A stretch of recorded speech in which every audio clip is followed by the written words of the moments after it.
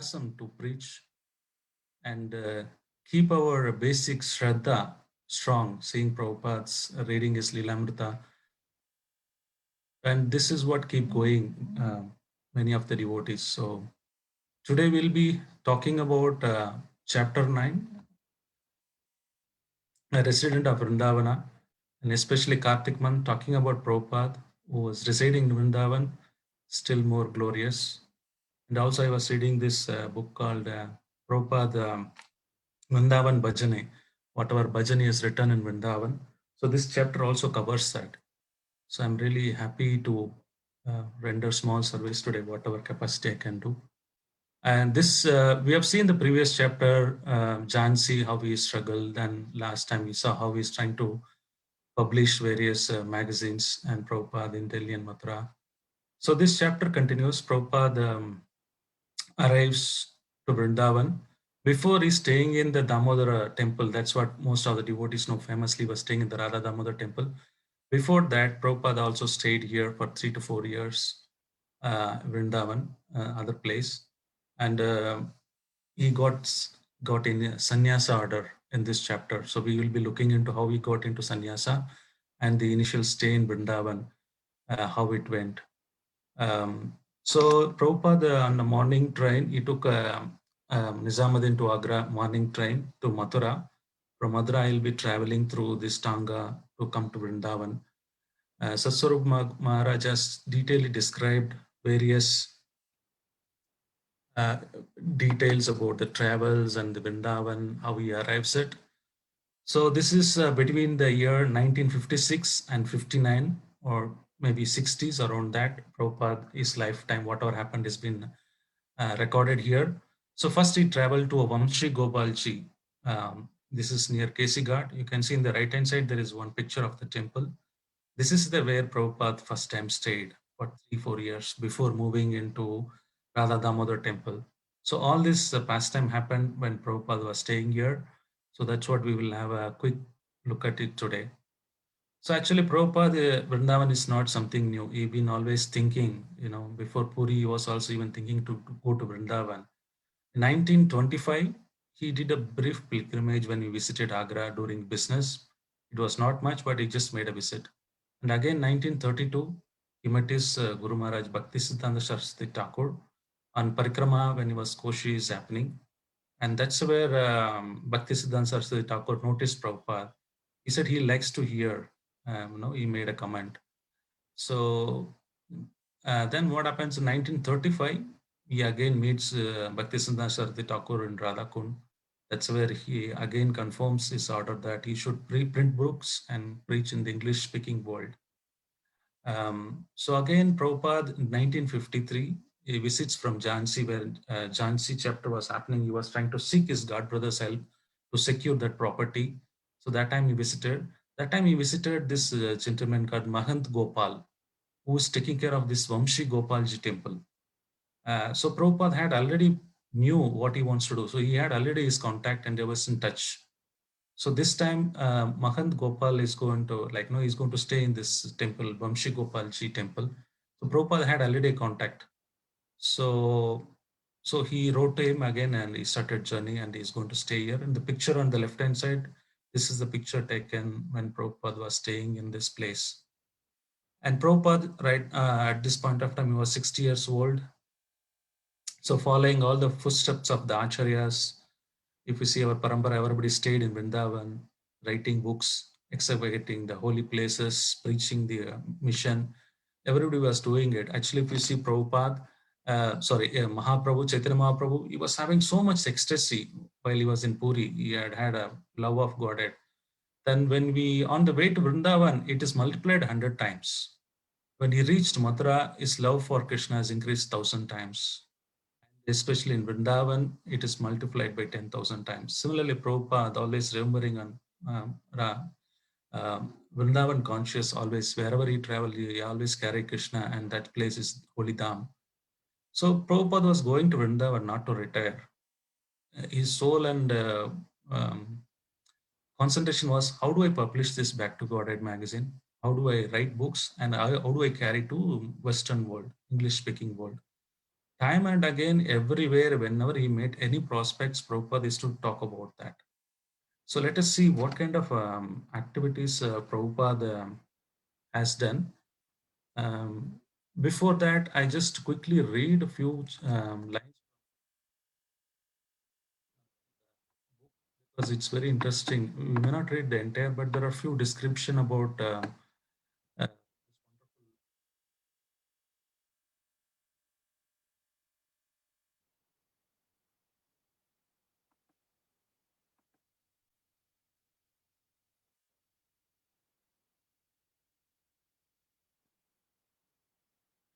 I'll read few paragraphs, then I'll continue the slide. You are able to see my screen now, Prabhu? Yes, Prabhuji. Yes, Prabhu. Yeah, after stepping over the curbside drain and walking up 3 marble steps, Abhay entered the front door. The driver following him, carrying the luggage one side, Abhay removed his shoes and entered the courtyard, which was open to the sky through a metal gate, on which few birds sat 2 floors above. The column of sunlight lit one side of the courtyard where a potted tulsi sat atop a pillar. The temple seemed cool and quiet. Just to the courtyard was the deity room. Its doors locked shut. Overhead was a mezzanine with rooms whose entrance were visible from the courtyard. A few saris and stripes of cloth hung on improvised clothes lines. Mahant Gopal, whom I said he was Prabhupada, was acquainted, a temple pujari since 1954, greeted him cheerfully. He was about the same age of Abhay and he had long grey hair and unruly beard. Although Abhay attire was modest, he appeared well dressed compared to with Gopal, who wore only a coarse dhoti. Gopal led Abhay upstairs, coming out one roof onto the roof. Abhay smiled to see again the wonderful vista. Barely 100 years away, he could see the Yamuna, not only the immediate patch of water flowing before him, but to his left and right, a broad, curving sheet of river shimmering in the afternoon sun. There were sand deltas, herds of cows and buffaloes grazing the flat, grassy banks of the Yamuna, and plains in the trees as far as the eyes could see. And in the opposite direction was the town of Vrindavana, marked by dozens of temple spires and domes. So this beautiful description of the place where Prabhupada is staying, I'll just read one more room, then I'll continue. Abhay rooms, the only one on the roof, was small with narrow double doors and barred windows. Sitting on the apartment roof, monkeys with their tiny offspring sat watching unalarmed. Just outside the door, a 2 feet high cement pyramid signified the temple deity was directly beneath. Abhay entered the room. Through the barred windows, he could see the place at Keshigatta, the venerable tower of Gopinath temple, and beyond, uninterrupted flat river and green banks and the sky. So you see what is there in the room. It's very, very simple. After acquainting Abhay with the details of the room, the small kerosene burner to cook for you want to cook any prasadam, the rope and the bucket of drawing bath water from the well to the roof. So the well was on the bottom, so Prabhupada has to manually take the water for his bath. Gopal meticulously produced a government stamped rental agreement. Abhay wrote a short paragraph declaring himself a disciple of the late Srimad Bhaktisiddhanta Saraswati Prabhupada and attesting to his renting the room at a 5 rupees per month. Both parties were signed. So this is the place where Prabhupada rented his place, the Keshi Ghat, and he did his bhajana for 3 to 4 years. So what was his routine like? Prabhupada always he wants to publish this Back to Godhead magazine. He was soliciting a lot of people for the money. Still, he didn't have. Somehow he was trying to print his books. Actually, Prabhupada also briefly talks about the glories of Vrindavan Dham. So let me read before starting the further. Srila Prabhupada, the glories of Krishna nobody can understand. Similarly, Vrindavan, the land which is known as Vrindavana, also has unlimited potency, and Lord Krishna is worshipable. Similarly, this place Vrindavana is good as Krishna, it is also worshipable. And the what happens is Prabhupada would get up at midnight and he would write till 3 a.m. on Back to Godhead magazine or any other books he wants to write. And 3 a.m. to 5 a.m. he would chant. Then he would take his bath and he would go out as soon as the light comes, maybe 6:37 like that. Then he goes to meets various people in Vrindavan and he distributes freely his Back to Godhead magazine. Sometime he would visit Radharaman temple. The pujaris are educated and from the Sampradaya, or he might sometime go to the Radha Damodar temple or meet some personalities in Vrindavan. Then he try to distribute his magazine or talk about Krishna consciousness. Then 11 a.m. you'll come back with some vegetable for cooking. So in this kerosene, whatever coal and charcoal stove was there, Prabhupada used to cook. He used to cook only one meal. Prabhupada used to take only one meal. At noon, he would take a meal. Sometime with sabji he cooks, sometime he doesn't do that. Or if he's busy, then he takes some prasadam, whatever available in the temple. And in the night, he just takes a little bit of milk in the evening. That's all Prabhupada's meal all about. He kept it too simple because, yeah, he was living like a Goswami in that Vrindavan. Then he would take 15 minutes nap. Then again he would start writing till 5 p.m. Again he would go around the temple, meet the people, take darshan, and a little rest in the evening. And again he would start writing till morning 8, 3 a.m. This was Prabhupada routine because he wanted to achieve the deadlines of this Back to Godhead magazine. You can see the top, the Prabhupada has hand designed all this. It was in Calcutta, this Back to Godhead magazine. So then what happens is when Prabhupada was doing this, daily commute becomes difficult for him because he can't afford to stay in Delhi. He didn't know anybody. So every day is going and coming, expenses, a lot of train expenses. Prabhupada was not good able to commute. He would commute only for anything pressing related issues related to the printing, or he wanted to do a proofreading. That's the only time he was commuting. But he was acquainted with Mr. Gupta, who was in Delhi. He used to allow Prabhupada to stay one of his room. Generally, it is open for all the sannyasis to stay. But what happened is that also occupied by other sannyasi. So Prabhupada didn't have any place to stay in Delhi 1 or 2 days when he wants to do the proofreading or he want to print the Back to Godhead magazine. Um, so in November 20, 1956, Prabhupada was continuously doing this 12 BTG, but it has to stop because there is no fund. Mr. Jain, who was printing in Delhi, said, Prabhupada, sorry, I don't have, as a friendship, we can't do it because I don't have money. Um, so that was a situation where Prabhupada commuting between Vrindavan and Delhi and try to print, but there's no money. But Prabhupada did not lose his hope. He still continued to write. And Prabhupada's writing is wonderful paragraph. I worked for Back to Godhead day and night. In the beginning, when I was a householder, I did not care if somebody paid or not.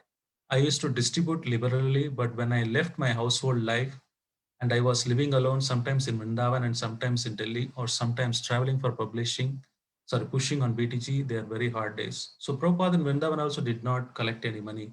If somebody is able to afford them, then he would take it. Otherwise, he would distribute free of cost this Back to Godhead magazine. Then Prabhupada started sitting in his Vrindavan, started writing for a few days because he could not able to print. Then in the Jan 57, he's one of the first initiated disciple, Acharya Prabhakar. We have seen in the Jhansi, Prabhupada has initiated that time, Acharya Prabhakar. It's the first disciple of Prabhupada. He was working in Bombay in the World Academy of Sanskrit. So as a secretary or something like that.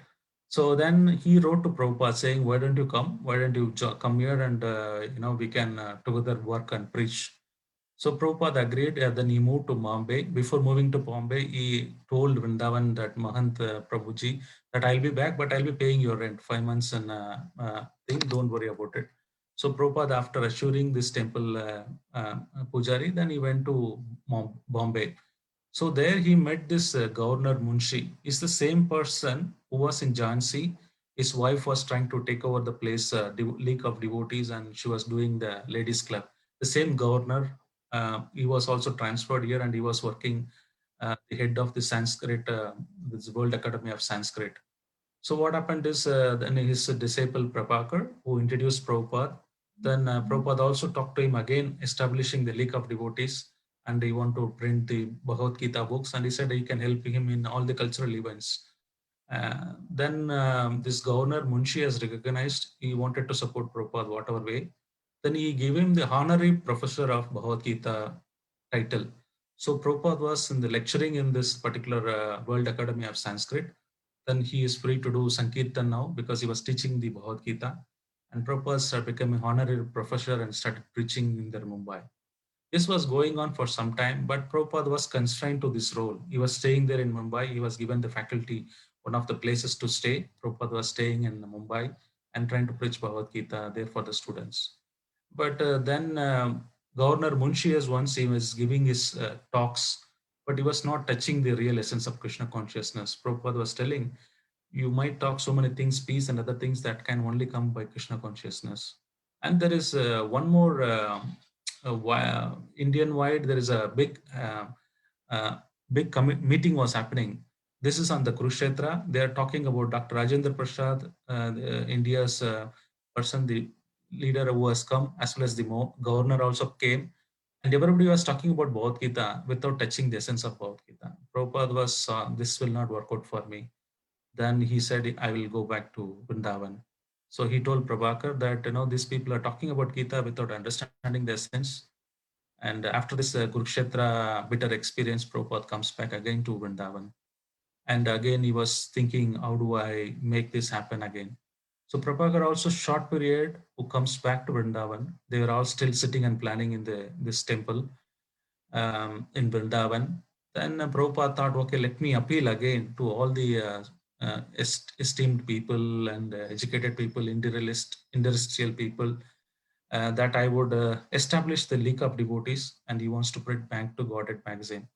So again, short period, Acharya Prabhakar goes back to Bombay. He continues his secretary, but Prabhupada was still thinking. So he had an idea. He wants to go to Kanpur, and there's a lot of industrial people are there. So he printed 3 or 4 forms of League of Devotees in subscription form, and he had his agenda statement saying that he want to print so many books and he want to go and preach to the Western world.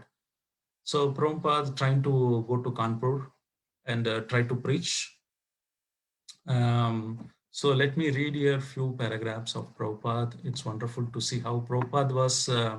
Say anybody wants to write a letter, Prabhupada is an amazing person. You can see how inspiring, persuading to see that.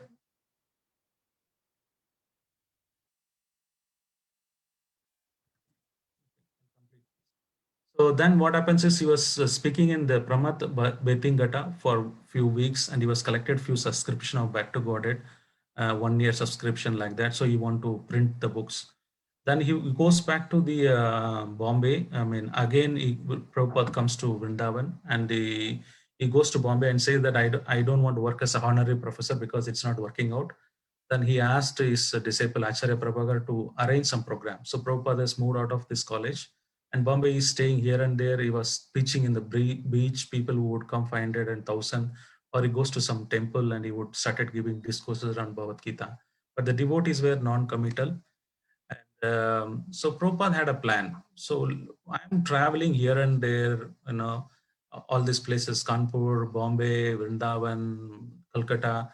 Why not let me also travel to other places? So Prabhupada always aiming big. The BTG magazine, he wants to revive again. So he wrote to one of the person.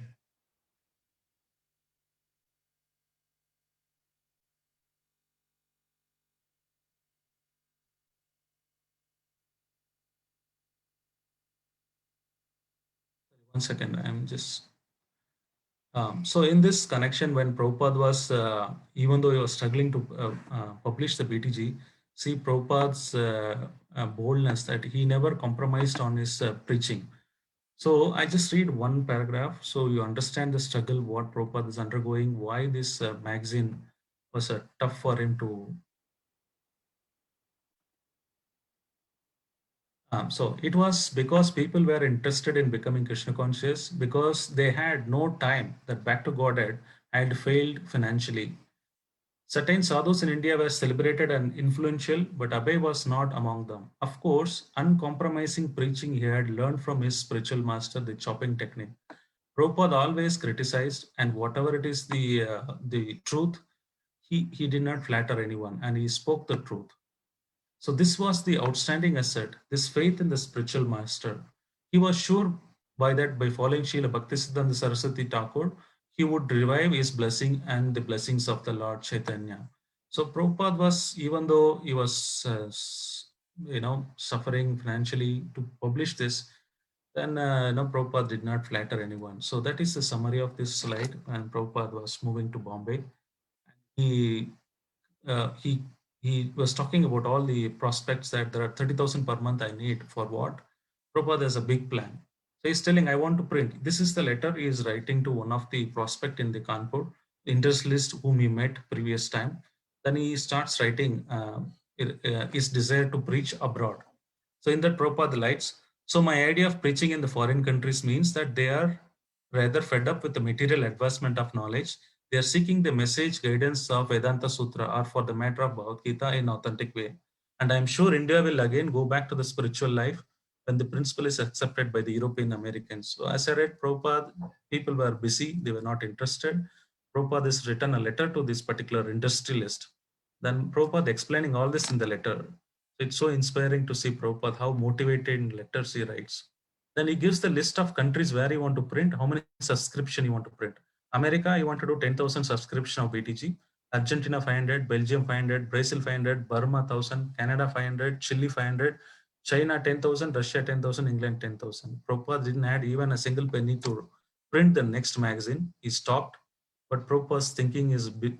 Always he bigs, dreams big, and aiming big.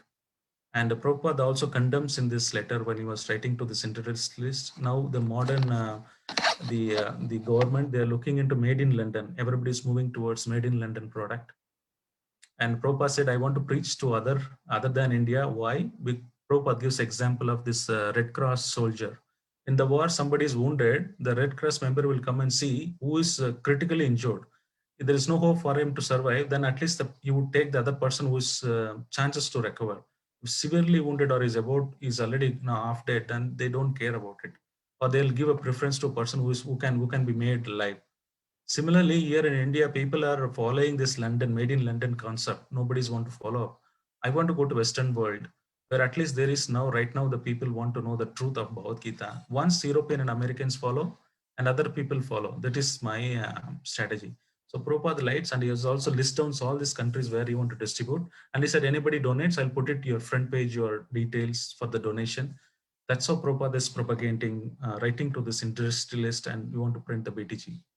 So meanwhile, what happened is Prabhupada was roaming in Bombay. He doesn't have any place, temporarily staying in whoever well-wishers are inviting. But he boldly returned. There is one Bhagavat week. This based on Bhagavatam. There is one group was writing a lot of magazines and conducting programs, but they were absolutely impersonalist. Prabhupada could not able to tolerate because they were undermining the Rasalila. They were talking about impersonalism because they were thinking how Krishna can do immoral activity. Instead of explaining the truth, they were doing a different thing. So Prabhupada was really wild, and he wrote to them saying that they should stop this. It's as good as Shiva is trying to drink the poison, you're also trying to imitate him. So nobody can imitate, nobody can read Rasalila. That requires a what is a qualification to read it. And Prabhupada said, even threatened, I will take a legal action if you continue to do this. So Prabhupada was wherever there is a, you see, there is a wrong concept has been, Mayavada concept has been published. Prabhupada was penniless, he homeless, but still he would write and threaten them saying that I will take legal action. So that is attachment to Prabhupada on the holy name and Bhagavatam. So now, still he was roaming around in Bombay, preaching in the beaches and writing in the wherever evening program in the temple. He thought he will write to letter to Prabhupada, I mean Nehru. Similar way how he wrote to Gandhi, he also he wants to write written a letter to Nehru. See the wonderful examples Prabhupada gives. It's very interesting letter to read. So Prabhupada says advancement in scientific knowledge. What is that? What do you mean by scientific knowledge? It is not the telephone, radio, horseless carriage. It is advancement. It is spiritualism, or spiritual knowledge is scientific knowledge. Materially, prosperity means it is not. Then Prabhupada says that material prosperity means one should sufficient to eat and maintain his body, should be comfortable. It's not that you have telephone, radio, and people are struggling for the food to eat, maintain the body. And Prabhupada gives two examples. One is Chanakya Pandit. Chanakya Pandit was living in the hut, but he was literally managing the entire political thing. Similarly, Gandhi was always, followers of Gandhi. He said Gandhi was living simple hut he was living, but the entire politics was spearheaded by Gandhi. So you can see that this knowledge, the material knowledge, not material knowledge, the spiritual knowledge is the key secret of peace. Poverty means poverty of knowledge. So if you don't have a knowledge, then that's called poverty. It's not the other poverty. So I asked you to immediately, retire from the politics and take actively participate in KC. Prabhupada knew Nehru because when he was in Allahabad, he was training the pharmacist. Then Nehru is one of his customer. He would take the drugs from Prabhupada. So Prabhupada always thought big, and he wrote letter, such a beautiful letter to Nehru, but still again as Gandhi, it was never replied back. So now the desire to preach abroad was growing. He used to write to many people, I want to go to different countries and preach. So then he met one person called Harbans Lal. So this person generally used to give some rooms to Prabhupada. Whenever he used to come, he assured that Prabhupada can stay. Then he was trying to contact this person, but this person has just traveled abroad. He's also kind of propagating the culture of India. Then he came to know that this person is already in abroad, and he can't be able to contact it. Then Prabhupada again writes a wonderful letter to him, saying that Prabhupada would have loved to travel with him because he's going abroad and preaching. Then Prabhupada writes a lot of instruction to him. Always present India's Bhagavad Gita as it is. Don't try to compromise. And if you are finding any prospect there, please let me also take. I also come and preach. So Prabhupada writes also, he says, desperately, I need a place because I don't have any fixed place in Bombay. Sometime you would stay in well-wisher's house. So I need your place where I need to stay. Then this letter also never caught up with this person, and Prabhupada never got a place to stay. So he was still going around. Then he met his god brother, Kripa Sindhu. So he was seeking his help to try to see. Then this person in Bombay tried to contact with Hemaraj Kandelwala. So who is to be a big industrialist? Prabhupada then explained, all three of them sat over there, they discussed, but somehow Prabhupada going abroad did not take place.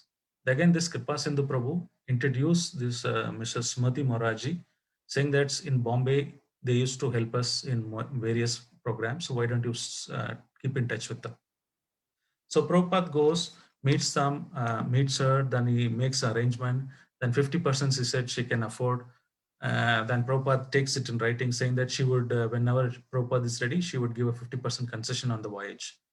Then Prabhupada started arranging for his passport, visa, but Prabhupada, he could not able to even raise enough of money. So Prabhupada has returned to Vrindavan. He was 62 at this point of time. His missions were unsuccessful. He stopped printing. Still, nobody's there to give money. So this is the time Prabhupada writes a wonderful bhajana called Vrindavan Bhajana in 1959. He came to again base to Vrindavan. Then he's sitting and writing. So I will skip this because we may not have time to cover all the pastimes. Let me cover the pastimes in the things. And if there is a time, then I will go to few stanza. This has about 27 stanzas. I would suggest this is a must read for anybody who wants to progress in Krishna conscious life. This talks about the deviation in spiritual life. What kind of deviation can happen in spiritual life? And Prabhupada is personally writing his experience here. So any Vaishnava Mahabhagavat, you can read purport Bhagavatam, but you want to understand that purport. This is the essence how Prabhupada is from his real life. He can real purport we can get of the scripture from his person Bhagavat, how his life was. So it has 27 stanzas. I skipped that. So again, what happening is Prabhupada was sitting and he was in Bombay. He could able to talk to Kaviraj, Baityanath, as well as one more, Subodh Kumar. They all said they will subscribe 1,000 copies of donation to print the BTG magazine. So after 2 years, Prabhupada again restarted again. Then the title, the article which came is "Truth Was Not Always Beautiful."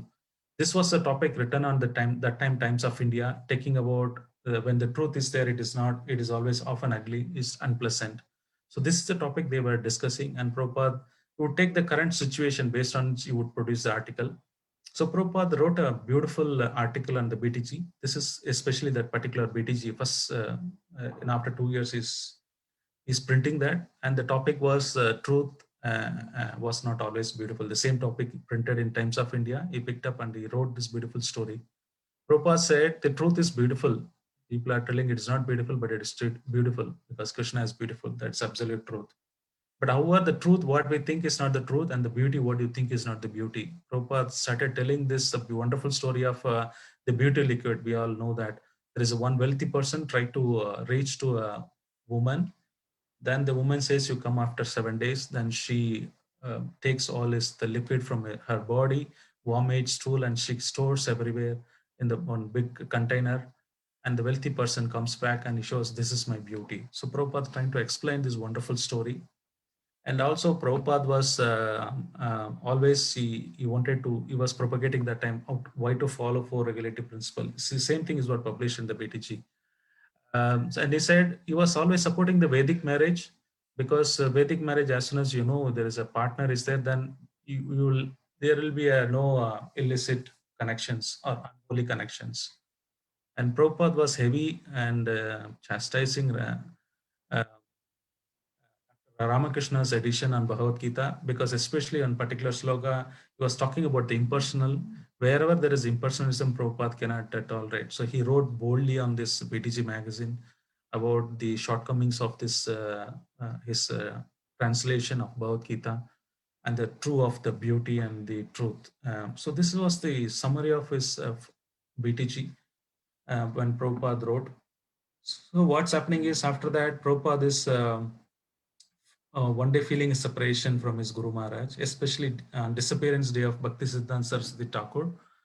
He wrote again another poem, Bengali poem, Viraga Ashtaka. So I would just read this as a wonderful glorification of his Guru Maharaj and the dependency of his Guru. So one thing clearly comes out whenever Prabhupada Katha we talk about it is enthusiasm, unflinching faith in Krishna and Guru. And he attempted so many times, but Prabhupada always thought big every time and knew that he will do it. So he never gave up, and the kind of a faith he had Prabhupada, that always comes out, these two things. You can see from this wonderful Bengali poem. I'll just read few stanzas.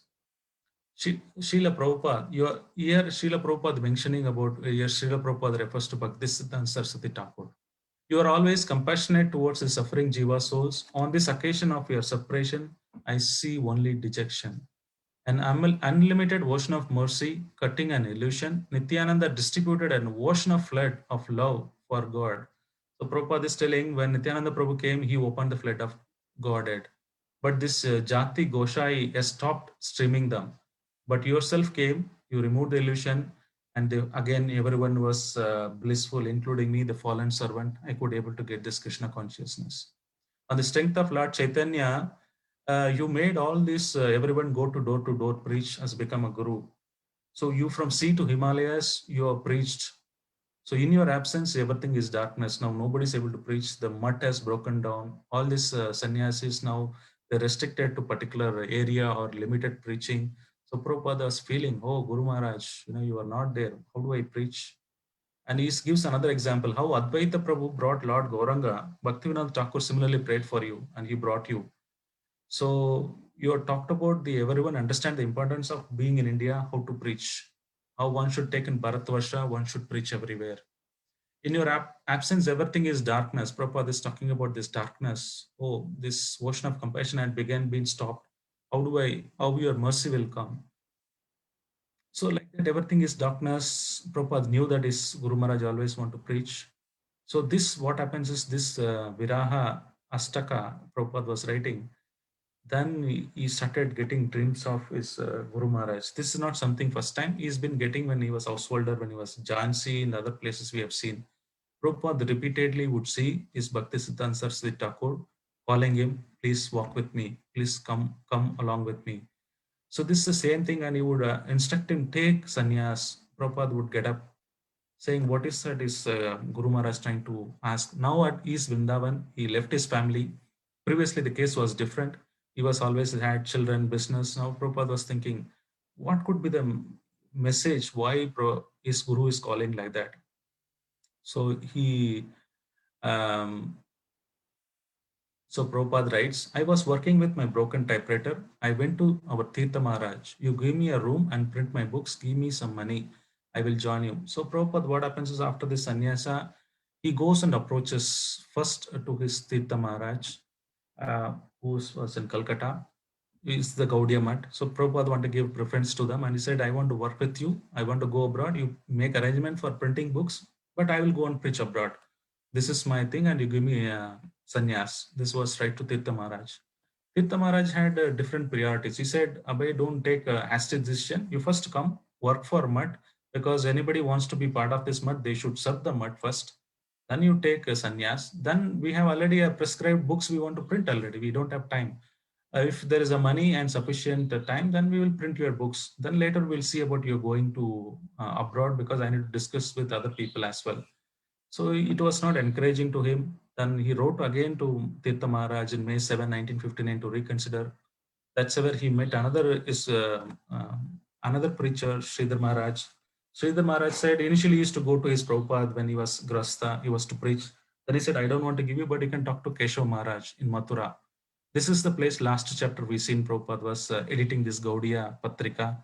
So that's the same Keshav Maharaj Mutt where Prabhupada had gone and discussed with him. So then Keshav Maharaj immediately, Pragna Keshav Maharaj immediately told Abhay Prabhu, you should take sannyas because it is important for anybody to preach. You need to take sannyas, and he didn't keep any condition. He said, you go and preach uh, to the English speaking world. So Prabhupada was already been a renunciant for 9 years. He was living in Vrindavan, Bombay, and other places. So it is just for a name. He is already a sannyasa living a life. So in the picture, you can see there is a Muni Maharaj on the left-hand side. On the right-hand side, Prabhupada is standing. In the middle, you have C. Keshav Maharaj. So Keshav Maharaj, Prabhupada goes again, talks to him, saying that this was the dream I had. What should I do? Then Bhakti Pragna Keshav Maharaj said, you don't worry. Let me do the rest of the thing. He said, you take sannyas. I will give you sannyas. But Prabhupada was not ready. He was telling, it's lifelong commitment. I'm not still ready. And he was jokingly said, this Muni Maharaj, he was called Sanatana Prabhu that time. He was 90 years old. Prabhupada knew this 90 years old, he wouldn't take any sannyas. He was just joking with this Bhakti Pragna Keshav Maharaj. See this Sanatan Prabhu takes sannyas, I will also take sannyas. Then this Sanatan Prabhu immediately turned to Prabhupada and said, yeah, I'm ready to take sannyas. Then it's just a joke. He was Prabhupada cutting and trying to escape, but somehow Krishna's arrangement, then both of them got initiated. That's why this picture, you can see this wonderful Vaishnavas are there. And Prabhupada takes sannyas after that. So rest of things we can see in the next chapter, but just one or two glorification of Bhakti Pragna Keshav Maharaj. Bhakti Krishna Pragna Keshav Maharaj was always supporting preaching mission of Bhakti Siddhanta Saraswati Thakur. One time what happened is there was this Brahmanas, Jati Brahmanas, they were trying to hit, so there was Sankirtan was happening. Bhakti Siddhanta Saraswati Thakur initiated everyone to Brahmanical irrespective of their caste. You see the eligibility and he started initiating them. So all of them went for Harinam Sankirtan in West Bengal, and this all these Brahmanas, caste Brahmanas started throwing stone at Bhakti Siddhanta Saraswati Thakur and his disciple. So that time, Bhakti Pragna Keshav Maharaj, he took Bhakti Siddhanta Thakur to a room. Then he demanded his dress. All his saffron dress, he took it, and his dress, he gave it to him. So he wore his glass and everything, and he started coming out. So people started hitting him, thinking that he is Bhakti Siddhanta Saraswati Thakur. Bhakti Siddhanta Saraswati Thakur went easily without any harm to his mat. Then he was bleeding in his head, people throwing at stone. Then he came back. Then Bhaktisiddhanta Saraswati Thakur was really happy. See, somebody can give life. So he literally ready to give life for his Guru Maharaj preaching. And he is exemplary. There are so many pastimes we can talk about this Maharaj. But I'll just quickly go back. I'll take 1 minute to at least read one verse of Vrindavan Bhajana. Then I would stop for more question and answer. So this Vindavan Bhajana, wonderful thing. Probably I would read one or two verses, then I would stop for more comments. So I'm sitting alone in Vrindavan Dham. In this mood, I'm getting many realization. I have my wife, sons, daughters, grandsons, everything, but I have no money, so they are a fruitless glory. Krishna has shown me the naked form of the material nature. Why? This strength, it has all become tasteless to me today. Yashaha Grahanami. So this is a famous Bhagavatam shloka. I gradually take away all the wealth of those upon whom I am merciful. How was I able to understand this mercy of all the merciful? So Prabhupada always quotes this wonderful shloka from Bhagavatam. He says that now Krishna always, see, if you want his blessing, you would give, but you want to give his mercy. The mercy is taking away all your opulences or all your material things so that you can completely surrender to Krishna. So when Putana came, she was like crying, Krishna, please leave me, don't suck my life. But Krishna, he doesn't give, he always takes. So Prabhupada says that he taken away all my naked truth. He showed about how the family, it's just a fruitless opulence. So from this, we can understand life history of Prabhupada. There could be many deviation, but he gives a clear signpost back to Godhead, how to one should take a path. Somebody might take a different path of karmi, yogi, jnanis, and things like that, and stuck in this material world with the family. But how Prabhupada is telling that one should realize this and clear path, how to one should go to back to Godhead. The verse 2, everyone has abandoned me, seeing me as a penniless, wife, relatives, friends, brothers, everyone. This is a misery, but it gives me a laugh. I sit alone and laugh. This is Maya Samsara. Whom do I really love? Where have all my loving father and mother have gone to now? And where all my elders, whom we are own folk?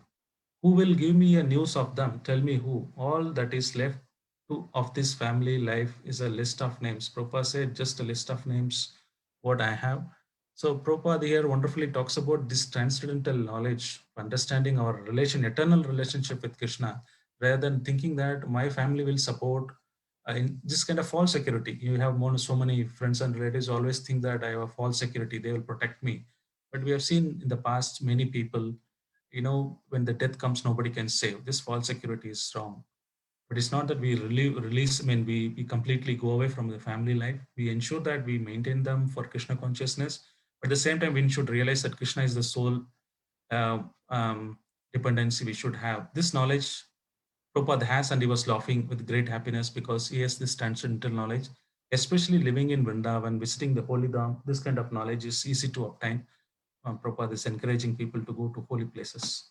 So I would stop here for more comments because it's already 8 o'clock. Um, Hare Krishna. Hare Krishna, Prabhuji, Dandavat Pranam. Thank you for the heartfelt narration of this events from this chapter. Time and again, it's a reminder for us like how Prabhupada, even at that age, would never forget his determination and instruction to serve his spiritual master. And also, what we saw in this chapter is the other side of Prabhupada, his ability to write poems also. I think that is also an understated ability of Prabhupada. Thank you for reminding and narrating all this. Devotees can unmute themselves to either talk to Prabhuji directly in sharing their reflections or having any questions, or can post in the chat window as well.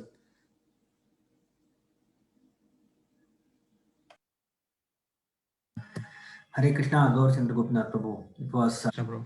wonderful class, Prabhuji. One aspect is how Prabhupada actually struggled, and the other aspect is I'm really want to glorify Satsurupa Guru Goswami Maharaj, who has actually so nicely documented everything. Otherwise, we would not have this opportunity to read like this. So the way he narrated, it appears that as if he was sitting with Srila Prabhupada and then seeing all the events.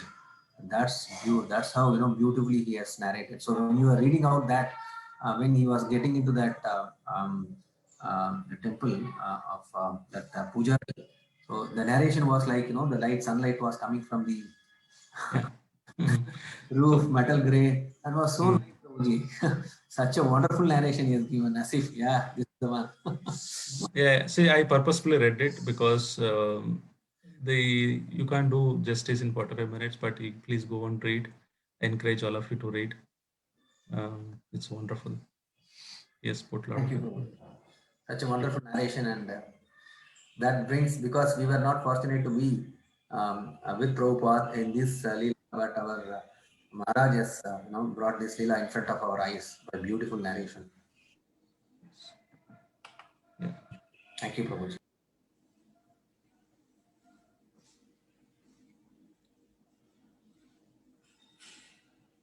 One thing Prabhupada stands out in this is he was clear on his goal. Multiple times he would failed, but he want to print BTG, you want to write books, you want to take the books to the foreign world, you want to preach. And this sannyasa, there is one pastime is that Prabhupada been asked to give a lecture instead of his sannyasa guru who gave the sannyasa. And Prabhupada, even Vrindavan, he used to speak only in English. He would give lecture only in English. There are many people, Bengalis, and they would come, they would understand only Hindi. But Prabhupada is always used to give lecture on his Vyasa Puja, on this sannyasa day also. Prabhupada gave lecture in English. He know that other people are only Hindi can understand. But Prabhupada always, he was very clear on his goal. Time and again, he was emphasizing and back to recorded magazine and writing books. They want to go to abroad. Yeah, consecutive chapter 5, 6, 7, you can see always he brings the topic. I want to preach to the English speaking world. I want to print books. These are the two instructions his guru gave. How he solely taken it. He never deviated from this any time. He always focused on his instruction. So that focus, something we can imbibe, then it will be really nice.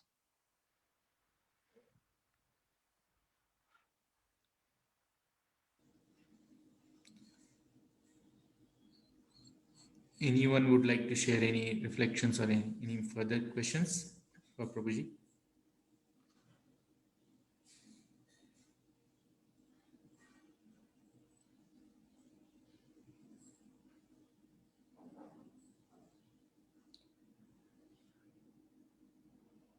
Okay, Prabhuji, if there aren't any further questions, then we can conclude with Vaishnava prayers.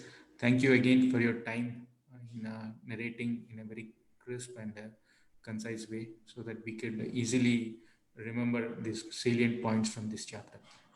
Vancha कल्पतरुभ्यश्च कृपा सिन्धुभ्यश्च पतितानां पावनेभ्यो वैष्णवेभ्यो नमो नमः अनन्तकोटि वैष्णववृन्द की शील प्रभुपाद की Dandavat pranams, Prabhu. Hare Krishna. Hare Krishna Mataji. I'm ending the meeting. Hare Krishna.